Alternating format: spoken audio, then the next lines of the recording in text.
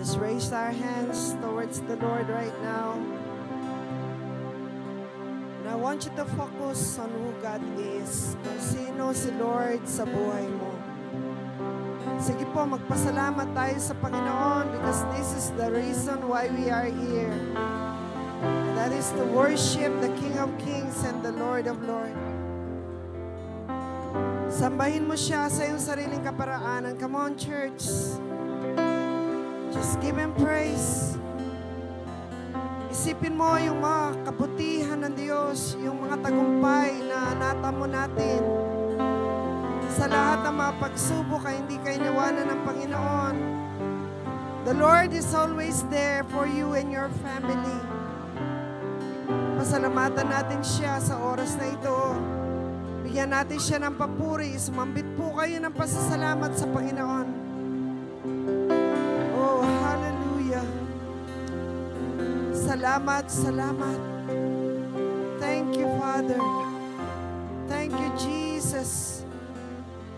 Oh, we worship you this day, oh God. Sinasamba ka namin, Panginoon. Pinupuri at dinadakila sa iyong kabutihan. Aming Ama, sa umagang ito, nandito kami. Muli ay nagpapakumbaba, O Diyos. At inihiling na kayo po ang siyang kumilos sa aming kalagitnaan. Nagpapasalamat kami sa iyong kabutihan, sa aming mga buhay, sa aming pamilya. Salamat po sa buhay na ito, Lord, kami buhay. Salamat sa mga pagsubok na aming napagtagumpayan. Salamat sa aming pamilya. Salamat sa iyong provision sa araw-araw. Salamat sa kalusugan, Panginoon. Salamat sa aming business. Salamat sa aming trabaho. Salamat sa aming church, sa aming ministry. O Panginoon, hindi kayang sukatan ang iyong pag-ibig sa amin. At wala po kaming masabi kundi salamat, salamat, Panginoon. And as we worship this day, Lord, patuloy kaming nagpapakumbaba na mangusap po kayo sa amin, Banal na Espiritu. Kayo ang siyang kumilos sa bawat anak mong nakikinig sa oras na ito. And I declare, Lord, ang mga puso namin ay ihanda mo sa pakikinig ng iyong mga salita. Let there be transformation. Let there be a change of heart. Let there be a change of mind, O God. Baguhin mo kami, Panginoon, kung paano kami mag-isip. Na kami mag-isip ng tama, Panginoon. And Father, we surrender everything to you, Lord. Lahat ng mga dalahin namin. Lahat ng mga bitbit namin sa oras na ito, ito'y aming sinusuko sa inyo. Anumang mga kasalanan na meron kami, humingi po kami ng kapatawaran. Pakalinisin mo kami ng iyong makapangyarihan dugo, O Diyos. At sa oras na ito, walang ibang itatanghal sa lugar na ito. Walang ibang itataas, kundi ang pangalan ng aming Panginoong Yesus. Gamitin mo ako sa kapahayagan ng iyong salita, O Diyos. But be the speaker, O Holy Spirit. And we will give you all the glory and all the honors. In the name of Jesus we pray, and all God's people will say, Amen and Amen. Sige po, palakpakan natin ang Diyos, yung pinakamalakas sa palakpak para sa Kanya. Thank you, Jesus. Pwede na po tayong makaupo. Good morning po sa bawat isa sa atin. Pwede bang batiin natin ang ating katabi ng magandang umaga sa iyo? Amen.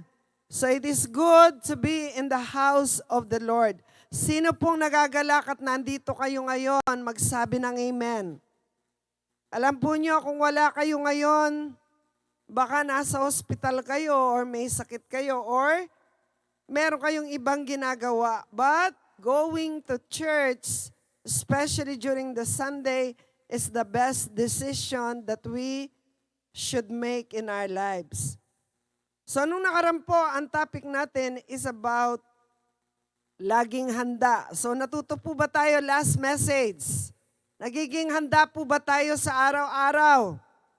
Habang inihintay natin ang ating Panginoon, palagi po tayong magkaroon ng pagbabantay, sa ating mga sarili. Because anytime the Lord can come, at least ang buong New Gen family ay handang-handa sa pagharap sa Panginoon. No fear, because we know na tayo po ay ligtas sa pamamagitan ng ginawa ng Panginoong Yesus. Now this morning, ang topic po natin, ang title niya is Jesus Christ, our way maker. Sino pong nakakaalam dun sa awit na way maker? Taas ang kamay.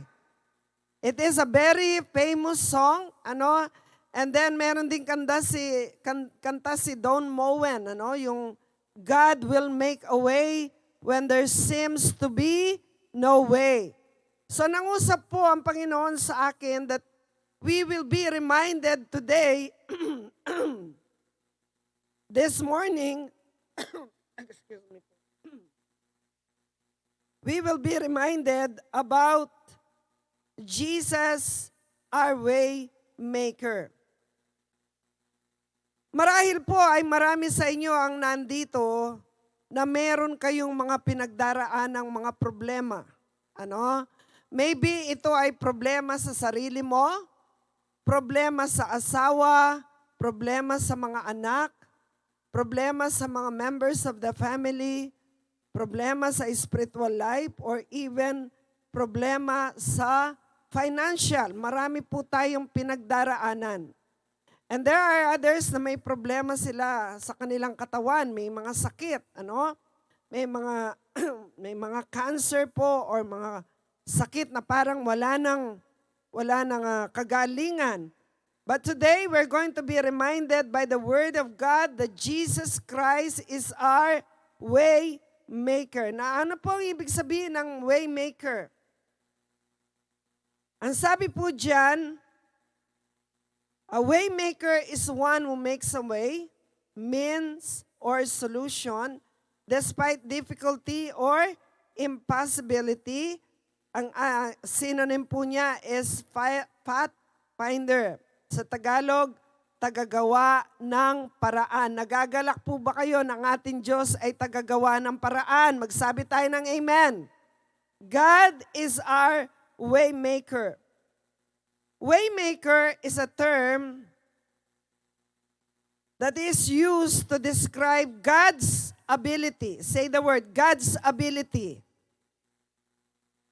Ano po yung ability ng Diyos? To make a way for us even in impossible situation. It is a reminder of God's omnipotence. Yung kakayanan po ng Diyos na gawin ang lahat ng bagay. His power to work for miracles and His guidance and provision in our lives.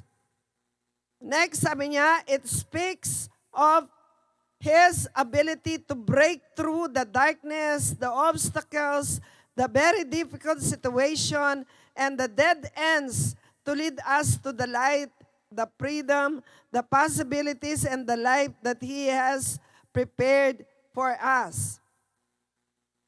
When we call upon Him as the Waymaker, we acknowledge His sovereignty, His goodness, His faithfulness, and His love for us. We trust in Him to guide us through every challenge, every uncertainty, and every trial, knowing that He is always with us and always for us. So ito pong meaning ng waymaker, ibig sabihin, ito yung abilidad ng Diyos na gawing posible ang mga imposible sa ating buhay. And then ito po yung abilidad ng Diyos na magkaroon tayo ng breakthrough. Ibig sabihin, He will destroy the works of the enemy in our lives. Ito rin po ang kaparaanan ng Diyos na sinasabi niya na siya ay palagi nating kasama. Now, why is Jesus our way maker? Bakit ba si Jesus ang ating way maker?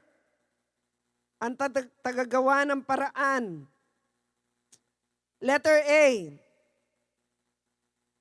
By serving as the atoning sacrifice for all of the world's sin, Jesus made a way for everyone to enter into heaven. Paano po naging waymaker si Jesus? Letter A, nung siya ay mamatay doon sa krus, He made the way for us to go to heaven. Kasi po, ang biyahe natin, dahil sa ating mga kasalanan, ay biyaheng impyerno po ang bawat isa sa atin. Because the Bible is very clear when the Bible says, "For all have sinned and come short of the glory of God." Lahat ay nagkasala at walang sino man ang karapat-dapat sa harapan ng Diyos. Lahat po tayong nandito. Walang sino man ang nandito na karapat-dapat sa harapan ng Diyos. Do you believe that, church? Because of our sinful nature, dahil sa tayo ay nagkasala. But the Bible is very clear, the wages of sin is death, but the gift of God is eternal life through our Lord Jesus Christ. But praise God, sa pamamagitan ng kamatayan ng ating Panginoong Yesus at muli niyang pagbalik, na po, yung resurrection niya, ay merong siyang ginawang daan para tayo, ikaw at ako, ay hindi na kailangan pumunta ng impyerno, but because of what Jesus did, we can go to heaven. Can I hear an amen to that? Ang sabi sa John 14 verse 6, Jesus answered, pwede po bang sabay-sabay natin basahin? Jesus answered, "I am the way, the truth, and the life. No one comes to the Father except through me." So Jesus is the only way. Sabi niya sa letter B, it is important to know that Jesus says He is the way, but not simply a way. Jesus is not only one path among many by which someone might get to God. Only through the way opened by Christ's blood on the cross can we get to the Father. And only those who have been cleansed by His blood are worshiping the true and living God. Now, napakahalaga po na namnamin natin yung sinabi ni Jesus when He said, "I am the way." Ako ang daan, ang katotohanan.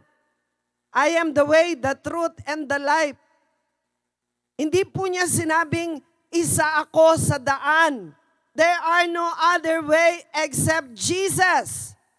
Kaya napakahalaga na maliwanag po sa atin ang katuruan ng Biblia na huwag kayong magbaka sakali na may iba pang daan because Jesus is the only way.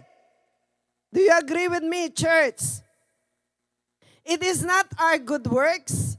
It is not anything on this planet Earth. But it is only what Jesus did on the cross that we can have eternal life. Kaya sabi niya, we have been cleansed by His blood and are worshiping the true and living God. Now remember, hindi po tayo makakarating sa langit kung hanggang ngayon ay meron pa tayong mga kasalanan. We need to be washed by the blood of Jesus. At ginawa na po ng Panginoon yan. Letter C, He is the one who leads us through the darkest and most difficult times in life and provides a way through it. Sino pong nandito na nakaranas na kayo ng mga mabibigat, talagang tone-toneladang mga problema? Magsabi ng amen. Ano pong nangyari throughout that way na meron kang pinagdaraan ng kabigatan sa iyong buhay? Pinabayaan ka ba ni Lord? Sino pong nandito na hindi kayo pinabayaan ni Lord? Palakpakan naman natin siya, yung pinakamalakas. He is our way maker. Yung nandun ka na sa end of your life as if, Lord, saan ako pupunta? Dito sa kaliwa, doon sa kanan, sa harap, sa likod. Hindi ko na alam kung saan ako pupunta. Hindi ko na alam kung anong magiging solusyon sa problema kong ito. But then God will come in an instant. During the time na napakahina mo. During the time na parang give up ka na. No one understand you. Walang nakakaunawa sa iyo. Hindi mo nadarama yung pag-ibig doon sa mga taong nasa paligid mo. And then, pumasok po ang ating Panginoong Hesus sa ating mga buhay at pinadama niya ang kanyang pag-ibig sa atin. That's why He's called the Waymaker. Siya yung nagpadama ng kanyang pag-ibig sa atin na hindi po kayang tumbasan ng sino mang tao. During our darkest and most difficult times in life, nagbibigay po siya ng kaparaanan para malagpasan natin at mapagtagumpayan ang mga problemang yan. Letter D. He is the one who provides a path for us when we may feel lost and hopeless. God is working behind the scenes in our lives and has a good plan and a purpose for each of us. Naisip niyo po ba na lahat ng mga nangyayari sa atin, they are working for our good? Just like what the Bible says in Romans 8:28, that all things is working together for our good. Hindi niya sinabing some. Ang sabi niya, all things, lahat ng mga nangyayari sa buhay mo noon hanggang ngayon. Pinapahintulutan ng Diyos yan. Bakit? Kasi it is working for our good. Nasaktan ka, masakit, may nanakit sa'yo, or maybe you have a broken relationship, or maybe you are undergoing the stress ng pagbabayad ng mga utang, you are undergoing the stress na may problema ka sa iyong mga anak, hindi mo siya maturuan, hindi mo siya mabago. But do you know that Jesus is only the way, in your most darkest time, He is working for our good.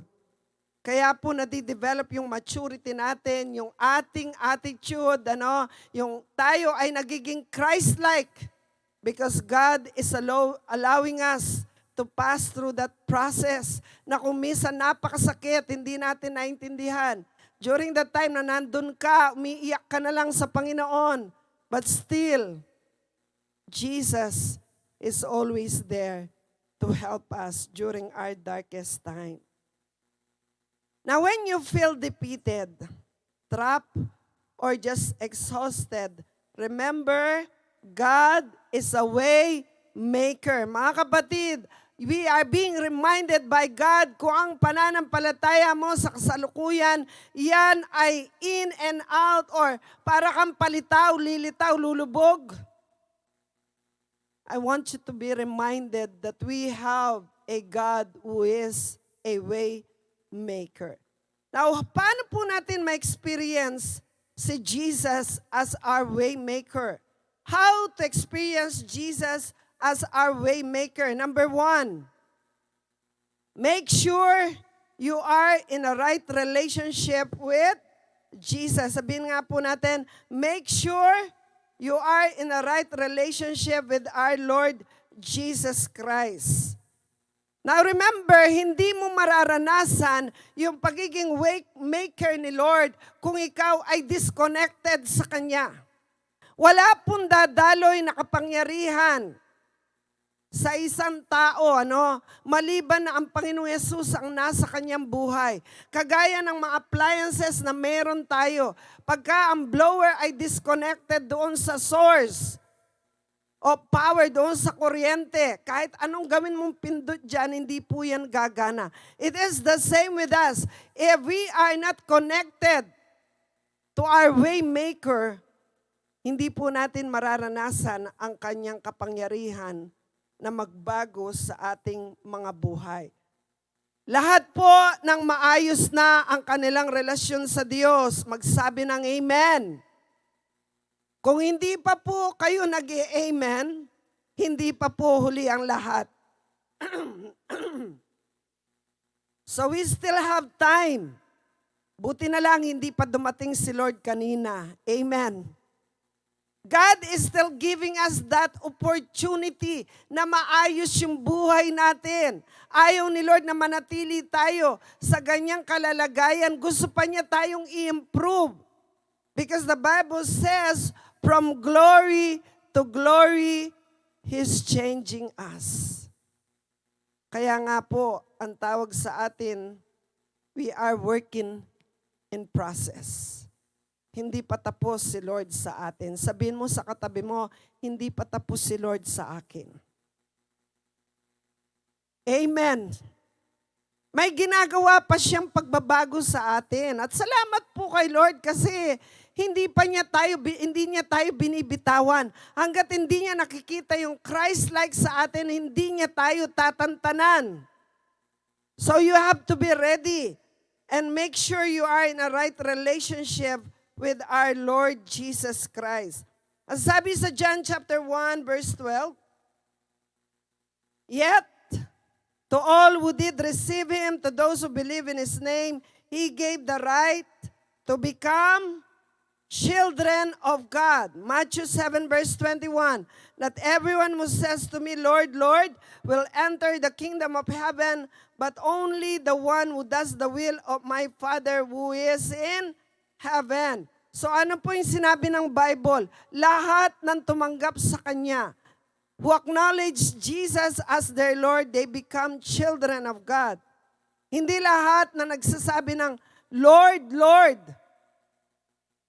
ay makakapasok sa kaharian ng Diyos. Kundi yun lamang pong gumaganap, ginagawa ang kalooban ng ating Amang nasa langit. So when you have a right relationship with God, you have to make sure you are a true child of God. Make it your number one priority to know God more.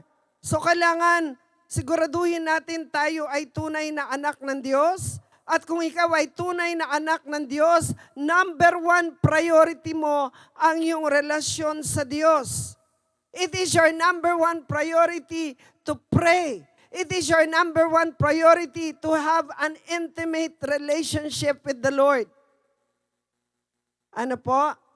And then you have to be passionate in seeking more of God's presence. Now, when we're talking about relationship, it involves communication. Sino pong may asawa dito? Pwede bang itaas ang mga kamay? Okay. Yung may mga boyfriend, girlfriend, meron bang nandito rin? Okay. So when we're talking about relationship, it involves a communication.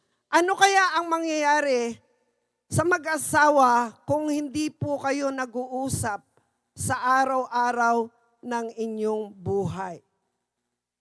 Anong mangyayari sa inyong relasyon? Will it flourish? Yan ba ay lalago? Yan ba ay magiging maayos? So kung walang communication sa mga mag-asawa, sa mga may karelasyon, sa mga magulang, sa mga anak, if there is no communication, hindi ko masasabing isang relationship yon. Because a relationship involves a communication. Kailangan nag-uusap tayo. Kailangan meron tayong time na nakikinig. May time na nagsasalita po tayo. It is the same when we have a relationship with God. Hindi pwedeng ikaw lang palagi yung nagsasalita. Lord, pengi nito. Lord, pengi nito. Hindi po pwedeng ganon. There must be a time when we begin to listen to what God is saying to us. Ano po? So, hindi lang pwedeng palahingi lang tayo. Of course, God is our Father and He will give us what we need. Pero there must be a time wherein we are just listening to what God is saying to us. Ngayon po, nakikinig lang tayo. That is good because we are listening to the Word of God. Pag kayo ay nasa bahay, always make sure you have the time to communicate with God so that we can experience Jesus as our way maker. Number 2. Number 2, trust Him in everything. Now, when we're talking about a relationship, hindi pwedeng mawala yung trust doon. Do you agree with me, church? Sa mag-asawa, pag nawala na po yung tiwala, nagkakaroon na ng awayan, and then they will lead to the point na hiwalay, kung hiwalay, sa magulang, sa anak, pagka nawala na po yung tiwala, napakahirap ayusin ang isang relasyon. In our relationship with God, ang inihingi lang po ng Diyos sa atin, magtiwala tayo sa Kanya. Can I hear an amen? Huwag tayong magdududa sa Kanyang kakayanan. Kung iisipin natin ang mga nangyayari po sa atin, napakalit lang po yan sa presensya ng Diyos. May mga panahon, minamagnify natin yung sitwasyon. May mga panahon na parang higante yung nakikita mo. Nakakalimutan mo na mas malaki ang Diyos kaysa mga pinagdaraanan natin. Amen. God is bigger than our storm. God is bigger than any problem that we have. Huwag po nating kalilimutan yon na ang nais ng Diyos para maranasan natin yung kanyang kapangyarihan. To make the impossible possible is to trust Him in everything. Sa lahat, huwag kang magtitira. Every part of your life, kailangan matuto po tayong ipagkatiwala yan sa Diyos. Isaiah 43 verse 15 to 16. Sabi ni Lord John, I am the Lord, your Holy One, the Creator of Israel, your King. Thus says the Lord who makes a way in the sea and path through the mighty waters. I am the Lord.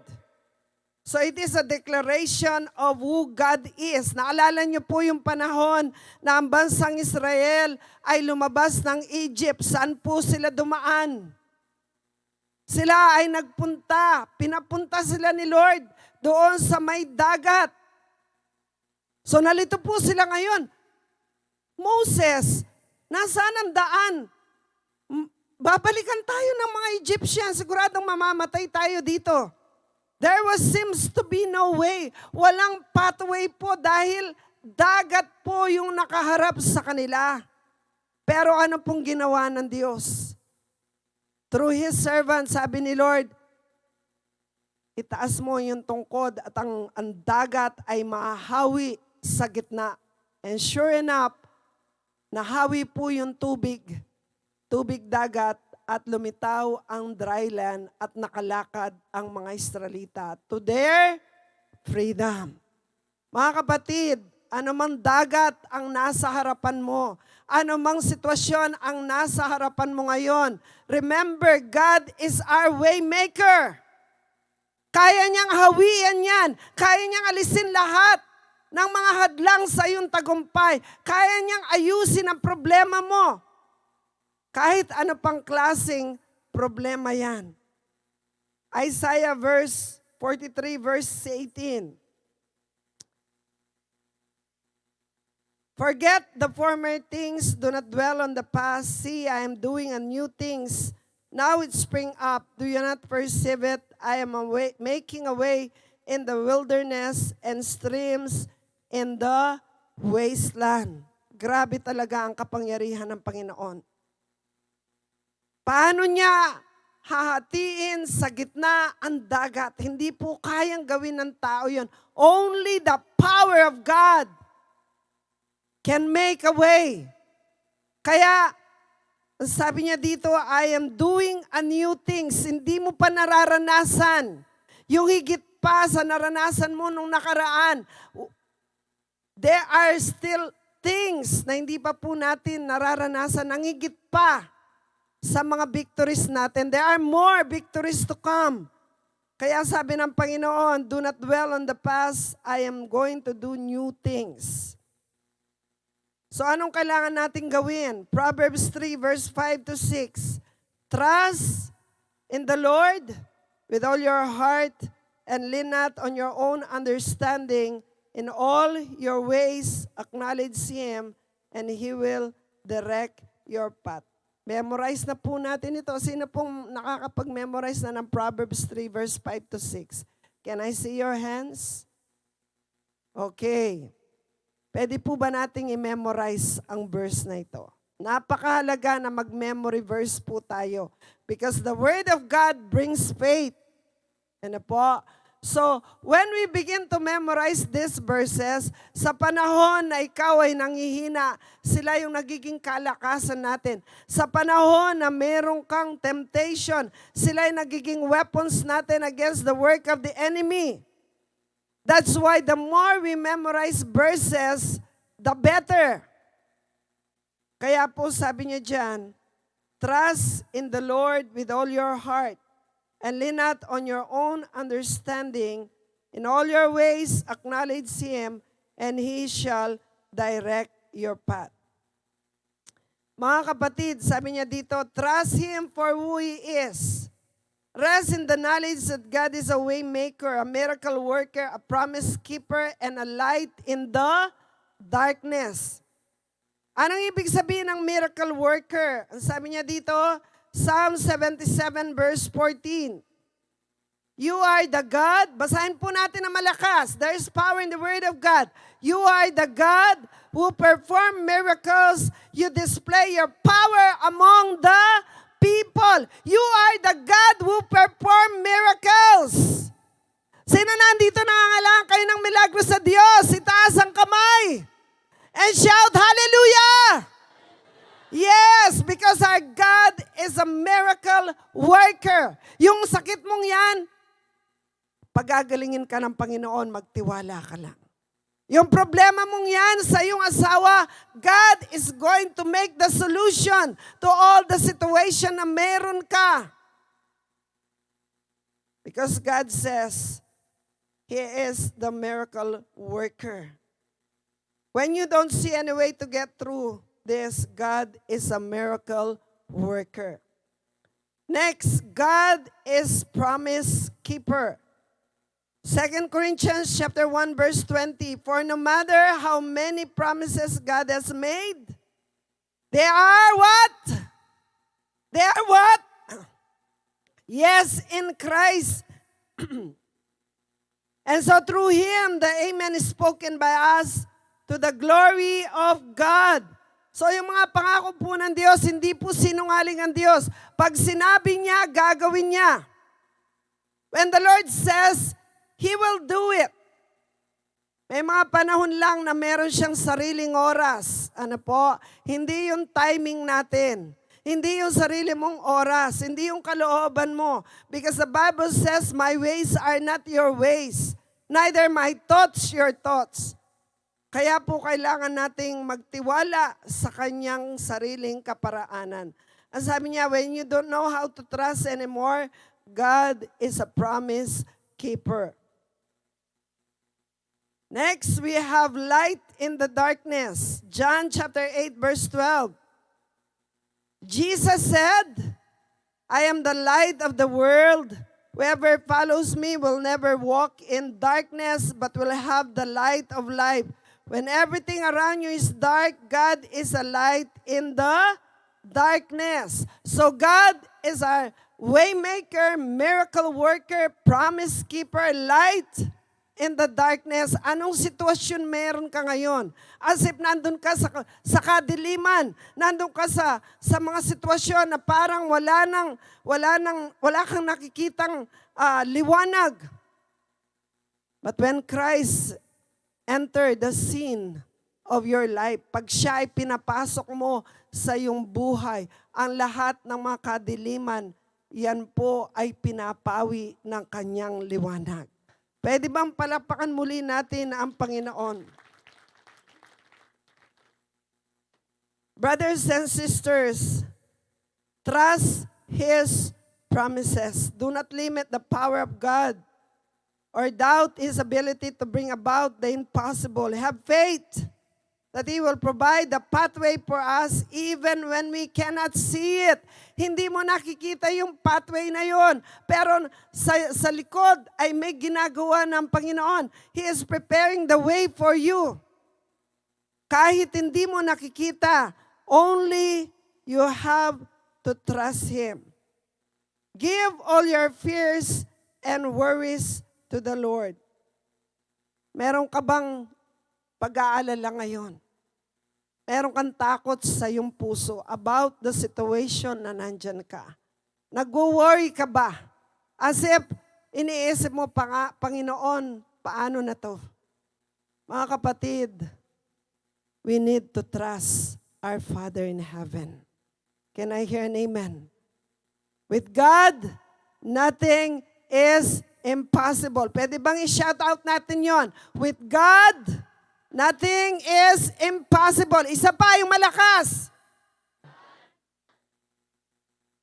Amen. Why do we need to worry? Sabi nga ng Bible, tingnan mo yung mga ibon. Hindi sila nagtatrabaho, lumilipad-lipad lang sila, but your Father in heaven is taking care of them. Eh what if kung nagtatrabaho ka pa? Diba? Ang sipag-sipag mo sa pagtatrabaho, God is going to bless your effort. Because we believe that when we begin to trust Him, nawawala po yung takot sa ating mga puso. Nawawala yung mga worries natin pag yan ay binigay natin sa ating Panginoon. Now here is another promise. Isaiah 41 verse 10.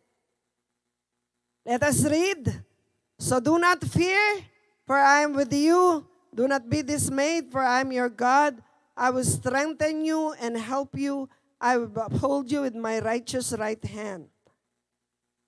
Trust what Jesus did for you. 1 John 5:11. This is the testimony God has given us eternal life, and this life is in His Son. So we do not need to fear because God has provided the way for us in every situation, even our salvation. Ano po? Hindi na natin kailangan matakot. Because God has already provided the way for us to have eternal life. And then lastly, number 3, give back all the glory to God for every victory and even miracles. May mga panahon po na pagka ang isang tao ay may hinihingi sa Diyos, sino-sino ang kanyang hinihinga ng panalangin? And then we begin to pray. The whole church begin to pray for healing, for miracles. And then, kikilos po ang banal na spirito sa taong yon. Sasagutin ni Lord yung kanyang prayer request. At pag yan ay sinagot, wala man lang pasasalamat or testimony sa ating Diyos. Naalala niyo po yung mga lumapit kay Jesus na 10 kitongin? Ilan po yung pinagaling out of 10? Lahat ng 10 yon ay pinagaling, pero ilan yung nagbalik? Isa lang. Out of the 10 that were blessed, isa lang yung nagbalik para pasalamatan ng Diyos, to give glory to God. Bakit magkakaroon ka ng milagro sa iyong buhay, kapatid? Bakit magkakaroon ka ng healing? Bakit magkakaroon ka ng breakthrough? For His glory and His glory alone. Can I hear an amen? Ibe-bless ka ni Lord so that people will see that your God is alive. Buhay ang Diyos mo, hindi siya patay. Amen. Kaya wag kang kikilos or magiging yung mga attitude po natin na parang patay ang Diyos natin. Hindi po patay ang Diyos natin. Our God is alive. He is alive and He is doing everything for His glory. Kaya po, mag-ready po kayo. Your breakthrough is coming. Sabihin mo sa katabi mo, your breakthrough is coming. Humanda ka, makaka-receive ka ng milagro sa Diyos. Sabihin po niyo yan sa katabi niyo, humanda ka, makakatanggap ka ng milagro sa Diyos. Pwede ba palakpakan natin ang ating buhay na Diyos? Ang tanong ganito, pag na-receive mo kaya ang breakthrough mo, pag na-receive mo yung milagro mo, handa ka bang magpatotoo para sa kapurihan ng Diyos? Sino po handa magpatotoo dito? Magsabi ng malakas na amen. Do not forget that everything that will happen to you, everything that you receive, all the blessing that we have comes from God. Hindi dahil matalino ka. That is a blessing, matalino ka. Hindi dahil ang dami mong natapos sa school. Hindi dahil madiskarte ka. It is all by the grace and grace of God alone. Ang palad natin, ano po? Sino pong magkakapagsabi dito na mapalad ka? Mapalad tayo kasi hindi tayo karapat-dapat pero pinagkakatiwalaan tayo ng Diyos ng mga pagpapala so that we can give glory to Him and to Him alone. That's why if you want to experience Jesus as the way maker, pag dumaloy na yung pagpapala sa iyo, kapatid, pag dumaloy na yung kagalingan sa iyo, huwag mong kakalimutan na nanggaling yan sa Panginoon. Can I hear an amen, church? Ang sabi po sa Romans 8 verse 37, in all these things, we are more than conquerors through Him who loved us. In all these things. Ano yung mga pagsubok na yan? Ano yung mga challenges na yan? Natapos ang isa, meron na namang isa. Natapos ang isa, meron na naman. Very good. Big sabihin, napasa mo yung una. Amen. Napasa mo yung kalawa. At alam niyo po ba na ang mga pagsubok na yan, they are stairway to your promotion. Hello, church, are you listening? Hagdan-hagdan po yan para sa iyong pagangat. Una, sa iyong relasyon sa Diyos. Ikalawa, sa mga blessing na gusto niyang ibigay sa atin. Kami po ni Pastor Lawrence ay na-amaze sa nadarama mo. Pagka may anak ka, pag nasa grocery ka, ang iniisip mo yung mga anak mo. Sila iniisip mo yung kapakanan nila. We are just human fathers. Pero ang iniisip natin pag may anak tayo, either physical or spiritual children, ang iniisip natin una yung kanilang kapakanan. Yung ikakabuti nila ang gusto nating gawin. Alam po ba ninyo na ang Diyos ang ating Ama? He is our God and He wants the best for us. Lalo na pag nagkaapo ka. Ibang level na yun.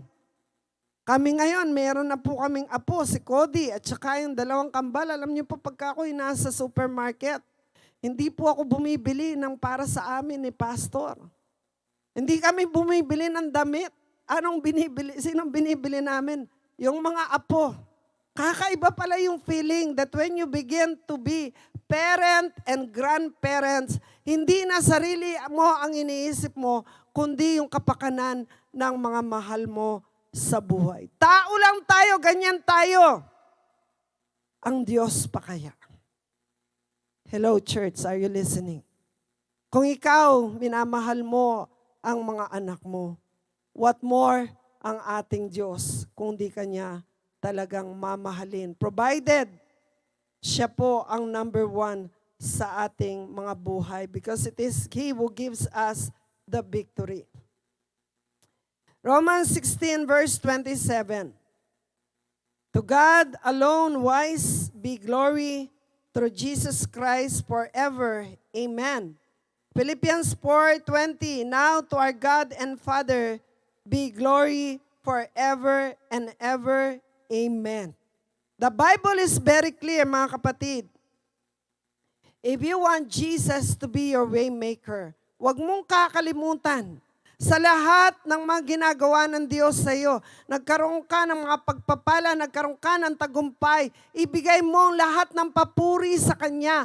Do not get any glory for yourself. Can you hear me, church? Yan po ang nangyari kay Lucifer. Siya'y binagsak mula sa langit. Kaya na-build ang impyerno para sa kanya because of pride. Ang inisip niya, masihigitan ko pa ang Diyos. But of course, we believe that no one can be compared to God. God is God He is only the God that we know.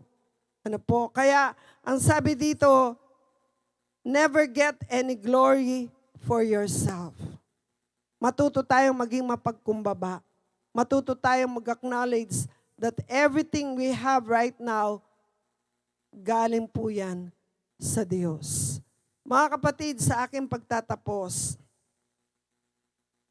kumusta po ang kalalagayan ng ating puso? Sabi niya dito, what are the fears? What are your fears and worries at present? Ano ang mga takot at alalahanin mo sa buhay, sa kasalukuyan? Meron po ba? Maging honest po tayo sa Diyos. Kung meron tayong takot at mga alalahanin sa kasalukuyan, maging honest po tayo sa Panginoon. Next question, pagod ka na ba sa pakikidigma sa iyong mga laban? Nawawalan ka na ba ng pag-asa at tiwala sa Diyos? Alam po niyo, sa totoo lang, lahat tayo nakakaranas ng pagod. Lalo na pag sunod-sunod yung mga battles natin. Tao lang tayo, marunong mapagod. Ang Panginoong Yesus nang siya ay nagkatawang tao, naranasan din po niya ang mapagod. Kaya alam niya kung anong nararamdaman natin. Kapag ka nawawalan ka na ng pag-asa at tiwala sa Diyos, bumalik ka lang, kapatid, sa Panginoon. Ang sabi niya sa Matthew 11 verse 28, "Come to me, all you are weary and burdened, and I will give you rest." Lumapit kayo, kayong lahat na napapagod at nabibigat ang lubha at bibigyan ko kayo ng kapahingahan. Kapatid, pagod ka na ba? Sabi ni Jesus, come, lapit ka lang at bibigyan kita ng kapahingahan. What are the miracles that you need at present? Ano yung mga milagrong kailangan mo sa kasalukuyan? Meron ka bang kailangan milagro, mga kapatid? Now is the time for you to receive that miracle. Now is the time for you to receive that breakthrough. Only believe. With God, nothing is impossible. Sabi dyan, it is finished. Christ has already won the battle for us. Nanalo na po ang Panginoon sa ating mga laban. John chapter 19 verse 30. When Jesus therefore had received the vinegar, he said, "It is finished." And he bowed his head and gave up the ghost. Mga kapatid, sa oras pong ito, pwede bang lahat tayo yumuko? And let us just talk to God, our Father, right now. Hallelujah. Thank you, Jesus. Oh God, we praise you, Lord, we praise you. Kapatid, sa oras na ito, makipag-ugnayan po tayo sa Diyos. The Holy Spirit is here in this place. As you close your eyes, kausapin mo ang Diyos, ang iyong amang nasa langit. Just open your heart. Maging honest ka sa iyong nararamdaman ngayon. Iiyak mo yan kung kailangan mong iiyak. As a sign of surrender to God. Huwag mong hayaan na manatili ang anumang kabigatan sa iyong puso. Ayaw ng Panginoon na nabibigatan tayo. Kaya sabi niya, lumapit kayo sa akin, kayong nabibigatan. And God is going to give you rest. Kapatid, sa oras na ito, isuko mo yan sa Panginoon. Manalangin ka, isuko mo lahat ng mga pinagdaraanan mo. At sa atin po mga first-timer na nandito, if you are here for the first time, ikaw ay dinala ng Panginoon sa lugar na ito. Hindi aksidente na ikaw ay nandito. God has allowed you to be in this place para maranasan mo si Jesus bilang tagapagligtas, bilang waymaker ng iyong buhay. Pwede bang tanggapin mo ang Panginoon ang kanyang invitation, yung come, If you are not sure kung ikaw ay ligtas, and you need salvation right now, sundin mo lamang ang panalangin ito ng pagtanggap sa Panginoon. Panginoong Jesus, Panginoong Jesus, sa oras pong ito, sa oras pong ito, ako'y muling lumalapit ako'y muling lumalapit at binubuksan at binubuksan ang aking puso. ang aking puso. Inaamin ko po Inaamin ko po na ako ay isang makasalanan. na ako ay isang makasalanan. Patawarin po ninyo ako Patawarin po ninyo ako sa lahat sa lahat ng aking mga ng kasalanan aking mga kasalanan. at tinatanggap kita Tinatanggap kita sa aking puso sa aking puso bilang aking Panginoon bilang aking Panginoon at sarili kong at sarili kong tagapagligtas. tagapagligtas. Kayo na po Kayo na po ang maghari sa akin. sa akin. Magbuhat sa oras na ito, At sa oras na ito, isinusuko ko sa inyo isinusuko ko sa inyo ang aking buong buhay. aking buong buhay. At inaanyayahan ko po kayo, Inaanyayahan ko po kayo, banal na Espiritu, Banal na Espiritu, na siyang na siyang maghari sa akin. hari sa akin. Sa pangalan ni Jesus. Pangalan ni Jesus. Amen. Magandang hapon po. Magandang tanghali sa ating lahat, New Gen Church. Nasa bahagi na po tayo ng pagkakaloob. Pero bago po tayo magpatuloy, pakilala po muna ako. Ako po si Jay Castro at part po ako ng Planters Care Group. Under po ni Kuya Teng, yung poging-poging mentor po namin. Pahing pera mamaya ko yan. At gusto ihayag sa inyo na ang kabutihan ng ating Panginoon. Ako po ay nabiyayaan ng talent to sing, na po. At dahil po sa talentong ito ay napabilang ako sa AUF Concert Chorus at nabigyan ng scholarship. By God's grace, nakapag-enroll po ako sa course na gusto ko hanggang sa nakatapos po ako ng college. Kumbaga kung hindi dahil sa pagkanta, hindi po ako makakatapos na po.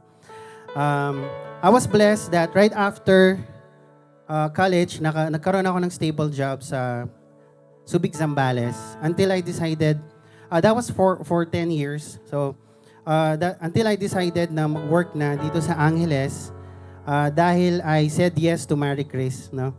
Nung nag-propose po siya sa akin. Char lang po. So, yun po, super blessed po kami now with 4 kids na po, na 4 beautiful children. Salamat sa Panginoon at tinutulungan niya po kami na maging good parents and good provider para sa aming mga anak. So way back 2018 po, nung na-invite kami ni Marnelli, ni Sister Lelay, sister po ni Mary Chris. At mula po noon, nag-start na po kaming mag-attend ng New Gen services. And I felt right away yung home na tinatawag. So sa puso ko po yun, no?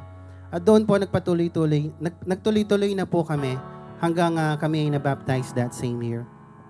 Also, isa pa po sa pinasasalamat ko po sa Panginoon ay yung hinayaan po niya ako na makapag-serve sa ating church as one of the song leaders po. My heart is really full of gratitude dahil nagagamit ko po ang aking talent upang makapagbigay papuri at pasasalamat sa ating Panginoon. Sa lahat po ng gaya ko na parent din po, lahat po tayo ay nagnanais na maging good provider. Tama po ba? Ang Panginoon po natin, He is a great example of a good provider because He supplies us with all of our needs. Dito po pumapasok ang halaga ng ating pagbibigay. Nung una, I had questions and doubts regarding tithing. However, sa grace po ng Lord, habang mas lumalalim po ako sa aking faith and as a Christian, doon po naintindihan ko lalo ang kahalagahan nito. Lahat po tayo ay nais po natin na pagpatuloy na dumalo yung blessings ni Lord sa ating buhay. Kaya po dapat ibigay lang po natin yung nararapat sa Kanya. Amen po ba doon? Sabi nga po sa Corinthians 9, verse 7, itinuro ni Apostol Pablo na ang paraan ng ating pagbibigay ay kasing halaga ng ating ibinibigay. Sinabi niya, magbigay ang bawat isa ayon sa ipinasya ng kanyang puso. Huwag mabigat sa loob o dahil sa kailangan lang. Sapagkat iniibig ng Diyos ang nagbibigay ng masaya. Amen? Ibigay po natin ang ipinasya ng ating puso. Ang ating offerings and tithes, itaas po natin. Maaari ko po bang invite everyone na tumayo po. At ibigay po natin o ialay po natin sa Panginoon ang ating tithes or ikapo ng buong puso na masaya po tayo. Hindi po dahil tayo ay napipilitan lamang o dahil, ngunit dahil ito po ay nararapat para sa Kanya. So, itaas po natin ang ating mga tithes and offerings at tayo po ay mag-pray. Panginoon Diyos, maraming salamat po sa inyong kabutihan. As our Father, you are a very good provider for all our needs. Lord, maraming salamat po at ipinahintulot mo na kami ay makapagbigay sa inyo, Panginoon. Lord, sa lahat po na magbibigay sa oras na ito, Panginoon, itinataas namin lahat ng aming mga pangangailangan na alam namin na pangako mo, Panginoon, na ibabalik mo ito ng siksik-liglig at umaapaw. Sa oras na ito, Panginoon, hayaan mo na ialay namin sa inyo ito, ang aming mga ikapo. Dahil alam namin na ito ay nararapat lamang sa inyo. Panginoon Diyos, alam namin na ibabalik mo ito, siksik-liglig at umaapaw. May it be healing, promotion sa trabaho, kagalingan sa pag-aaral ng mga estudyante. Lord, anumang bagay na ito'y aming tatanggapin ng taus-puso, Panginoon. Dahil alam namin na ang pangako mo, hindi ka bibitaw. Maraming salamat po sa oras na ito, Panginoon, na nandito ka, Panginoon, sa piling namin. Maraming salamat po sa inyong kabutihan at once again, itinataas namin sa inyo lahat ng papuri at pasasalamat sa pangalan po ng ating Panginoong Yesus. Amen and amen.